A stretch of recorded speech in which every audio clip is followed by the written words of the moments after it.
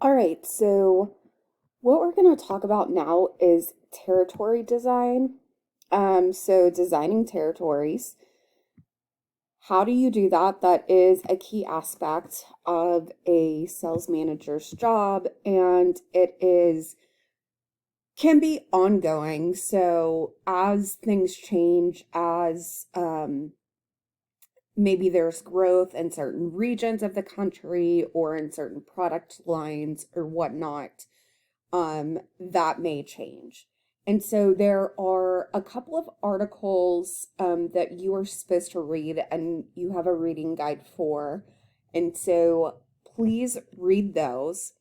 But in regards to designing territories, there is kind of a step by step process that one needs to think through as a manager. So, first, what is a territory?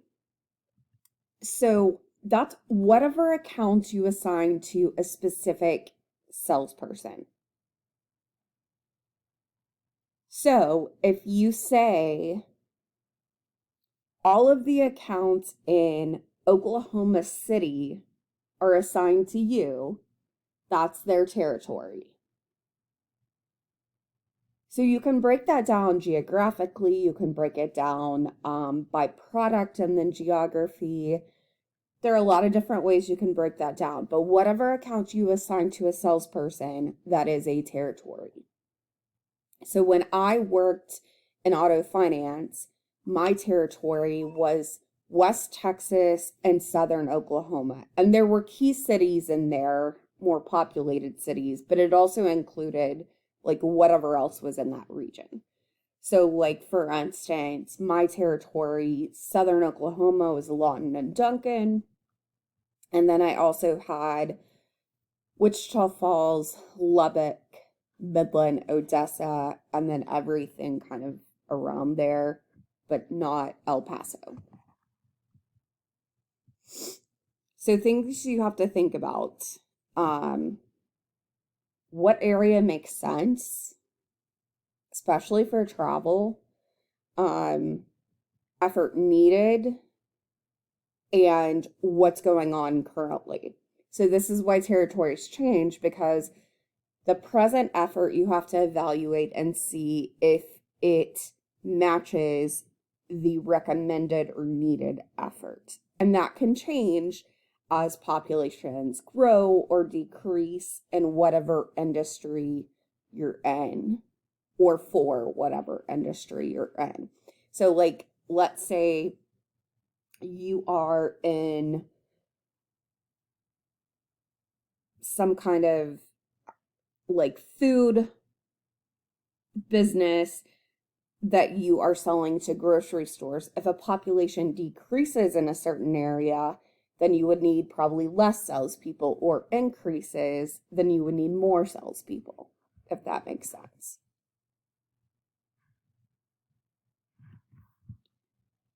So this is the step process that I mentioned a minute ago.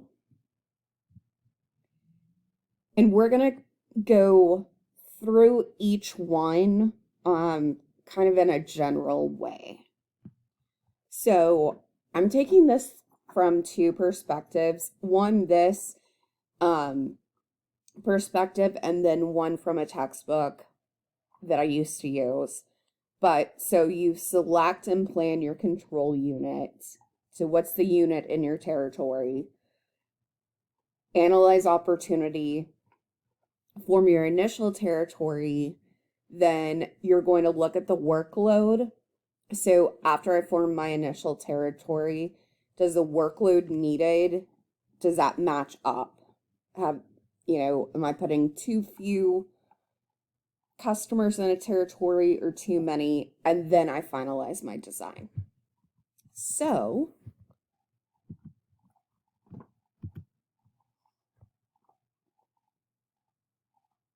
stages. Select your control unit. What is that going to be? Is it by state? Is it by a particular trading area? Counties? MSA, zip code, product type of account. That's what you have to determine as a manager. So I also put MSA. So what is an MSA? So an MSA is a metropolitan statistical area. And so the I think it's the census.gov comes out with these. So for 2019, and I just went and looked for Oklahoma because I do have a slide on that. And I was looking for an updated one, then I realized the census doesn't come out every year. So 2019, I think, is the best we're going to get. But you can see here, per area in the United States, you can also, well, goodness, there should be one. I'm not sure how I skipped that. Okay, so here's the MSA, sorry. And then this is the Oklahoma one. So, Oklahoma City metro area is the largest, and then you can see going down Tulsa, Fort Smith, because it's right on the border, is looped in, then Lawton and Enid. So, other considerations is a lot of times now, managers can also utilize technology, which you would imagine. So there are all different types of technology you can use. You can click on this hyperlink and look at that. Salesforce.com has something that managers can use. And so most likely it's not going to be you just sitting down and saying like, okay, here's what I'm going to do. You're going to have technology, software behind it, as well as research. The last thing to talk about is people considerations. So if you're using technology, the other thing that you have to account for is your own knowledge, and your knowledge as well as experience. So knowledge in, you know, your salespeople. So what can they actually handle versus what does a statistical model say they can handle? So that's differences in accounts, it's differences in the salesperson, whether that's their communication style, their background, their experience. And so you have to balance what maybe a software statistical model says with your own knowledge and experience.